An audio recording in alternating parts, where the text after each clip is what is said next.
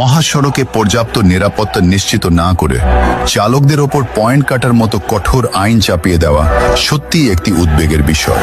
যখন একজন চালক সারাদিন জীবনের ঝুঁকি নিয়ে রাস্তায় থাকেন, তখন তাকে সহায়তার বদলে যদি কেবল শাস্তির ভয় দেখানো হয়, তবে তা মানসিক চাপের সৃষ্টি করে।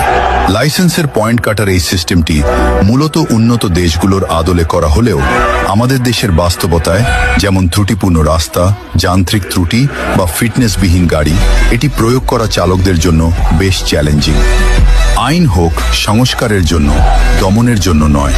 মহাসড়কে জীবনের নিরাপত্তা নেই, অথচ পয়েন্ট কাটার আইন আছে, এ যেন মরার ওপর খাড়ার ঘা।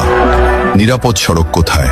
রাস্তার বাঁক, ভাঙাচোরা পথ আর অবৈধ দখলদারদের উচ্ছেদ না করে শুধু চালকের লাইসেন্সের ওপর কেন নজর দেওয়া হচ্ছে? ভুলের শাস্তি বনাম পরিবেশ। রাস্তার সাইন সিলগোন্নাল যখন অস্পষ্ট, তখন চালকের পয়েন্ট কাটা কি আদেশ যুক্তিসঙ্গত? হয়রানির ভয়। এই পয়েন্ট কাটার ক্ষমতা যদি অপব্যবহার করা হয়, তবে সাধারণ চালক কেবল পুলিশের হয়রানির শিকার হবেন। নিরাপত্তা দিন, তারপর আইন নিন।